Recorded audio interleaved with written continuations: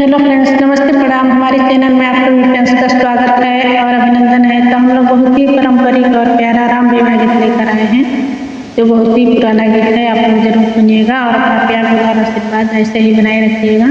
तो चलिए सुनाते हैं। जय श्री राम आप सभी को।